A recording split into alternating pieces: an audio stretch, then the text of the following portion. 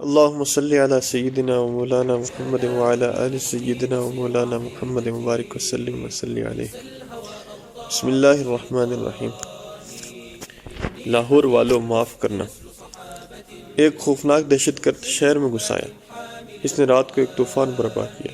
الامان، ایک ہی رات میں 20-25 آدمیوں کو کاٹ کر پھینک دیا۔ جی ہاں، ان کو بے دردی کے ساتھ قتل کر دیا اور وہ فریاد بھی نہ کر سکے، اور 300 سے زائد افراد کو بے دردی سے زخمی کر پھینکا۔ بس صرف اتنا ہی نہیں، وہ لوگوں کی جیبوں اور تجوریوں سے مال بھی لے اڑے۔ 1,00,000 2 لاکھ نہیں بلکہ 2 ارب سے زائد کا مال۔ اور اس نے بہت سارے لوگوں کو بیمار کر دیا اور بہت ساروں کو داغدار۔ اس دہشت گرد کے ہمارے سابقہ دشمن اور حالیہ دوست انڈیا سے بھی تعلقات تھے۔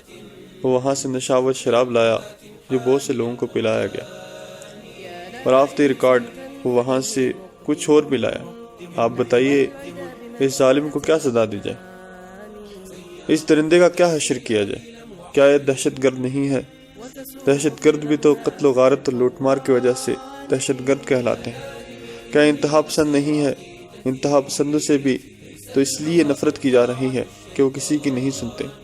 اس ظالم نے بھی تو کسی کی ایک نہ سنی۔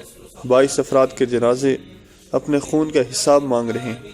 22 میتوں کے وارث اپنی آہوں اور سسکیوں کے درد میں غوطے کھا رہے ہیں۔ دین حیران ہے اور غیرت پریشان، زخمی ہسپتالوں میں کراہ رہے ہیں، جبکہ شراب کے بیوپاری نوٹ گن رہے ہیں۔ آخر یہ سب کچھ اس اندھیر نگری میں کس کی اجازت اور کس کی سرپرستی میں ہوا؟ ہے کوئی پوچھنے والا؟ اگر کوئی تنظیم ایک رات میں اس سے 1/4 افراد کو قتل کر دیتی تو معلوم ہے کتنے اجلاس بلائے جاتے، کتنے گھروں پر چھاپے پڑ جاتے، اخبارات میں کیسے کیسے بیانات آتے۔ مگر وہ دہشت گرد جس کے منہ سے خون ٹپک رہا تھا، کہے لگاتا ہوا لاشوں کو رونتا ہوا چلا گیا۔ وہ اپنے خونخوار دانت دکھا کر بھی کہہ گیا، میں اگلے سال پھر آؤں گا، اسی دہشت کے ساتھ، اسی طوفان کے ساتھ۔ میں ان کی گاڑی میں بیٹھ کر آؤں گا جن کی گاڑی کوئی نہیں روکتا، کوئی نہیں ٹٹولتا۔ میں نے دوسروں کی طرح اس دہشت گرد کے بارے میں اخبار کی چند خبریں پڑھی، مگر دل بیٹھنے لگا، جگر پر آہیں برسنے لگی تو مزید نہ پڑھ سکے۔ مجھے بہت سارے دعوے اور بہت ساری باتیں مشکوک لگنے لگیں۔ دنیا میں امن و امان اور ملک میں تہذیب و ترقی کا رونا رونے والے مجھے جھوٹے لگنے لگے۔ اگر ان کے دل میں انسانی جان کا اتنا درد ہے تو پھر بسنت کے نام پر اس دہشت گرد پر پابندی کی خبریں اگلے دن کے اخبارات میں کیوں نہیں لگی؟ کشمیر کی جن جہادی تنظیموں پر پابندی، ظلم اور خوفناک بیانات کے بم برسائے گئے تھے، انہوں نے تو اس ملک میں کسی ایک فرد کو بھی قتل نہیں کیا تھا۔ کیا ان پر پابندی ضروری تھی؟ تو کیا بسنت ان سے کم خطرناک ہے؟ بسنت نے انڈیا کو مضبوط کیا جو ہمارا بیری دشمن ہے۔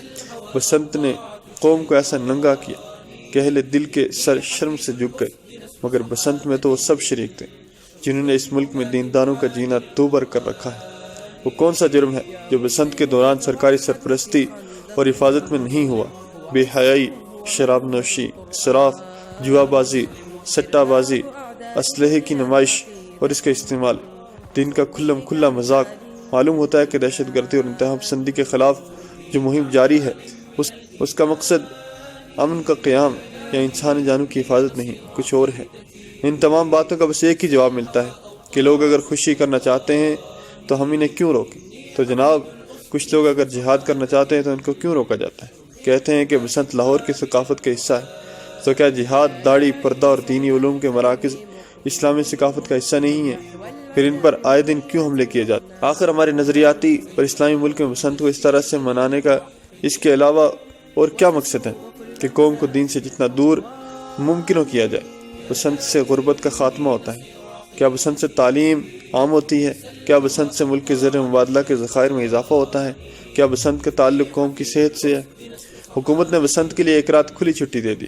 کیا وہ ایک رات؟ جی ہاں، صرف ایک رات ان لوگوں کو کھلی چھٹی دی جا سکتی ہے جن بیچاروں کو آقا مدنی صلی اللہ علیہ وسلم کے طریقہ کو زندہ رکھنے کے جرم میں دن رات کوسا جاتا ہے، رات دن ستایا جاتا ہے۔ بات گلے سے نہیں اتر رہی کہ جو قرآن کی آیات پر اصرار کریں وہ انتہا پسند، اور جو ہندوانہ تہوار بسنت پر اصرار کریں وہ ماڈریٹ، جو پردے پر اصرار کریں وہ بنیاد پرست، اور جو ناچ گانے اور بے پردگی پر اڑ جائیں وہ روشن خیال، جو اللہ کے لیے لڑنے کو جائز سمجھیں وہ دہشت گرد، جو امریکہ کے تحفظ کے لیے بندوق اٹھائیں وہ مہذب، جو مظلوم مسلمانوں کا رونا روئیں، وہ پاگل اور جنونی، اور جو کفر کی ہر ادا کو عام کرنے کے لیے زور لگائیں وہ ترقی یافتہ، جو کشمیر کی عصمت دریدہ بہن کے لیے چیخیں اور پکاریں وہ ملک کے امن کے لیے خطرہ، اور جو بمبئی کی طوائفوں کو یہاں بلا لائے وہ ملک کے وفادار۔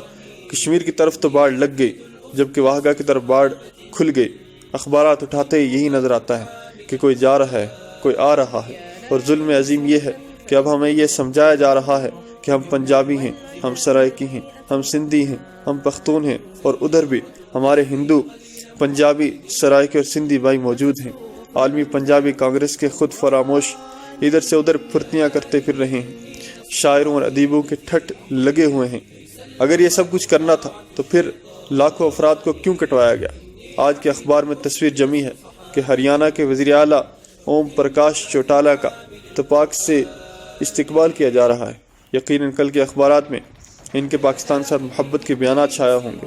یہ سب ٹھیک، مگر کیا چوٹالہ صاحب سے پوچھا جا سکتا ہے کہ اگر پاکستان سے آپ کو اتنی محبت ہے تو پھر کشمیر پاکستان کا نام لینے والوں پر گولیاں اور ڈنڈے کیوں برسائے جا رہے ہیں؟ بسنت میں ڈھول تاشے بج رہے ہیں، رقص کی محفل عروج پر ہے، مسلمان دھمال ڈال کر بھارتی شراب پی رہے ہیں، پاکستان کے غیور نوجوان بھارتی اداکاروں کی خدمت اور آؤ بھگت میں لگے ہوئے ہیں۔ شور شرابہ، خوشیاں، کہکہے، مزے اور چھیڑ خانیاں، پتنگیں اور تھرکتی جوانیاں۔ لاہور والو تمہیں مبارک، معاف کرنا سادی مسکین تمہاری اس خوشی میں شریک نہیں ہو سکا، کیونکہ وہ کہیں اور پہنچ گیا۔ ہاں اس کا دل اور دماغ کہیں اور پہنچ گیا۔ جموں کے ایک عقوبت خانے میں، ایک جیل کے کمرے میں، جہاں ایک ہندو پنڈت چہرے پر تھپڑ برسا رہا ہے، بہت زوردار، زناٹے دار۔ پتہ ہے وہ داڑھی والے چہرے پر تھپڑ برسا کر کیا مطالبہ کر رہا ہے؟ لاہور والو سنو، وہ کہہ رہا ہے کہو پاکستان مرد آباد، پاکستان کی ماں کو گالی دو، پاکستان کی بہن کو گالی دو۔ چہرہ مار کھا کر سرخ ہو رہا ہے، بلکہ سوج گیا ہے۔ نرم و نازک داڑھی اکھاڑ کر قدموں میں ڈال دی گئی ہے۔ ایک اور نہیں، داڑھی کو ہاتھ میں لے کر زور سے کھینچا اور کہا ہم تمہیں ہندو بنا کر دم لیں گے۔ نصر اللہ منصور کے پاؤں کے انگوٹھے کو پتھر سے توڑ دیا گیا۔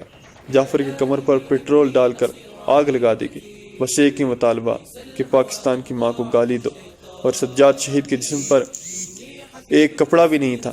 پورے بھی رو پڑی ہوں گی۔ 8 آدمی اس کی ٹانگیں چیر رہے تھے اور کہہ رہے تھے پاکستان کی ماں کو گالی دو۔ لاہور والو میں تمہاری بسنت میں نہیں آ سکا۔ لا الہ الا اللہ، لا الہ الا اللہ، لا الہ الا اللہ محمد رسول اللہ۔ اللہم صلی علی سیدنا و مولانا محمد وعلی آل سیدنا و مولانا محمد وبارک وسلم تسلیما کثیرا کثیرا۔ لا الہ الا اللہ محمد رسول اللہ۔ ليس الهوى أو طاعة الشيطان، إني حفيد الأسد نسل صحابة